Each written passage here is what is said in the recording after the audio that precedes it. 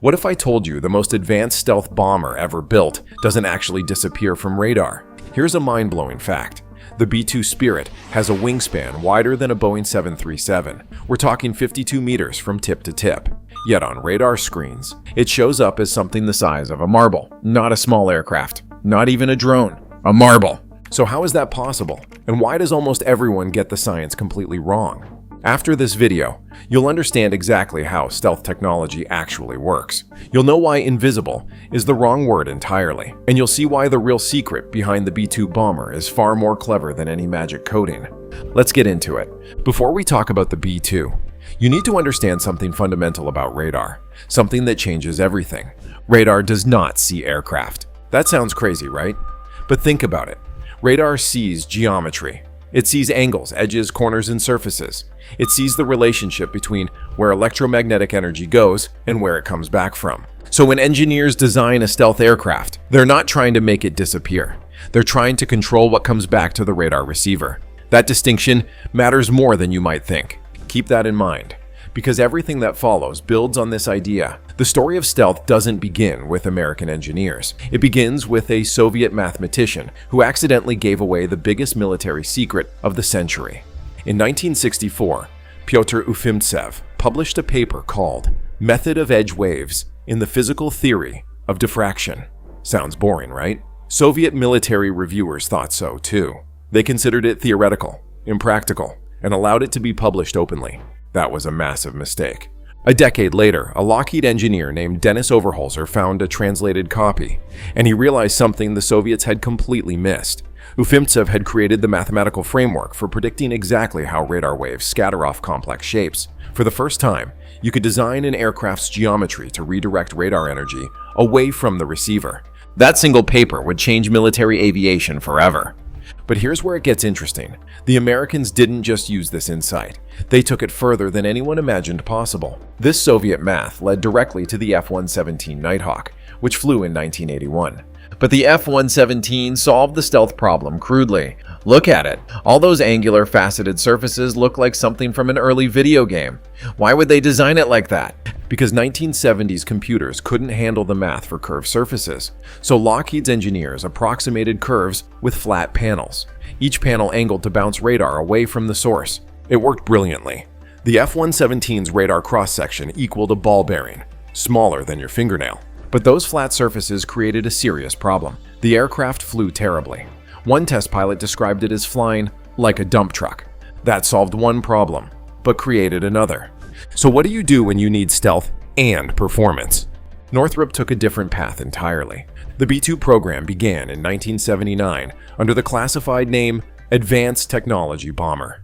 From day one, Northrop's engineers rejected the faceted approach. They had better computers, more refined math, and a radical idea from 40 years earlier.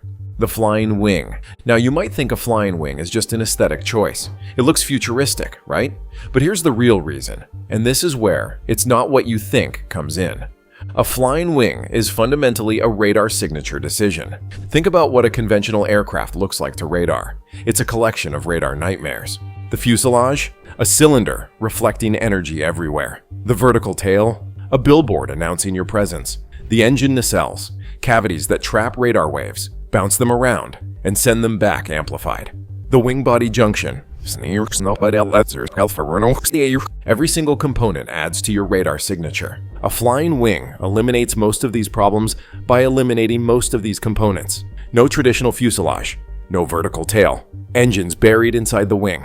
What remains is one continuous surface. And that surface can be shaped entirely around one goal, controlling where radar goes.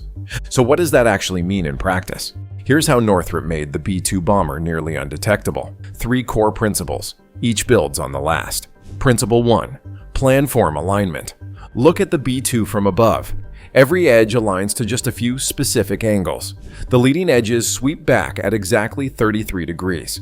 The trailing edges follow a sawtooth pattern, and each tooth matches those same angles. Why does this matter? Think of it like a mirror versus a disco ball. A disco ball scatters light in every direction. That's a conventional aircraft. But a mirror It sends light in one precise direction. The B-2 works like a carefully angled mirror. It scatters radar in only a handful of narrow spikes. If those spikes don't point back at the radar receiver, you effectively vanish. Principle 2. Continuous curvature. Unlike the F-117's flat panels, the B-2's surfaces blend smoothly into each other. Wing into center body into engine nacelles. No sharp corners, no sudden transitions. When radar waves hit this shape, they flow across it like water over a smooth stone. Most energy continues past rather than bouncing back. Can you start to see how these principles work together? How each one reinforces the others? And principle 3? That's where the real genius comes in. Principle 3, strategic absorption.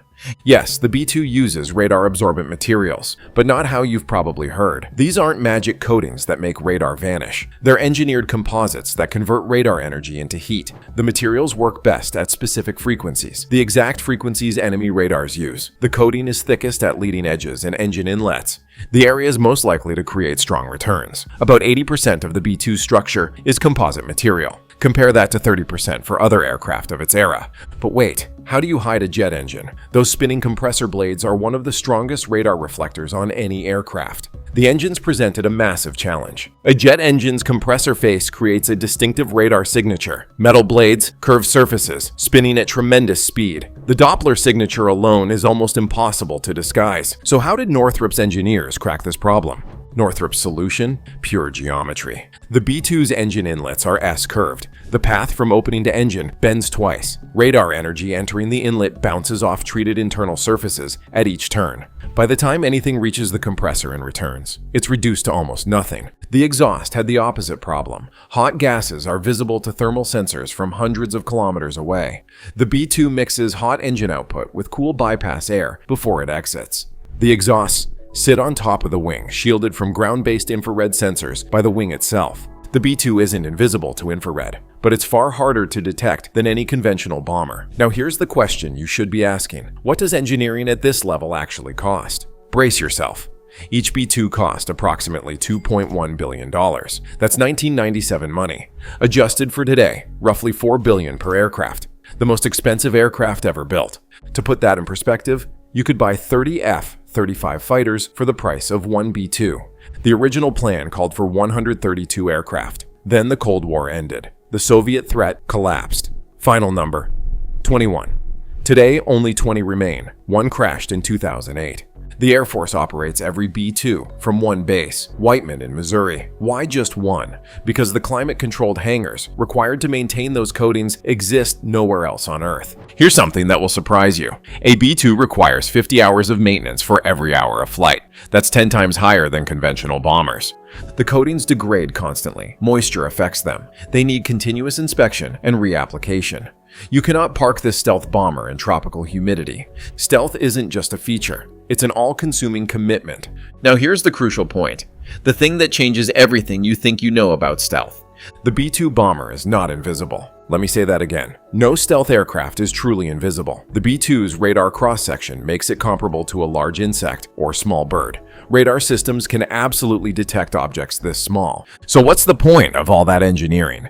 The question isn't detection, it's identification. Can radar operators identify it as a threat, track it reliably over time, guide weapons to intercept it? At long ranges against most radar systems, the answer is no. Here's what actually happens. The B-2 doesn't disappear from radar, it becomes illegible. A radar return the size of a bird, moving at 900 kilometers per hour, doesn't fit any expected profile. The shape is wrong. The Doppler signature is wrong.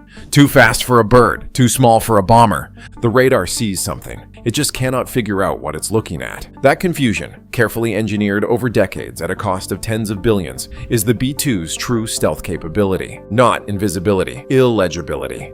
The B-2 first saw combat in 1999 over Kosovo. It flew missions from Missouri to Serbia and back, round trips exceeding 30 hours, the longest combat sorties in aviation history. In 2003, B-2 struck targets in Iraq. In 2011, Libya. Each time, it operated where conventional aircraft would have needed extensive support.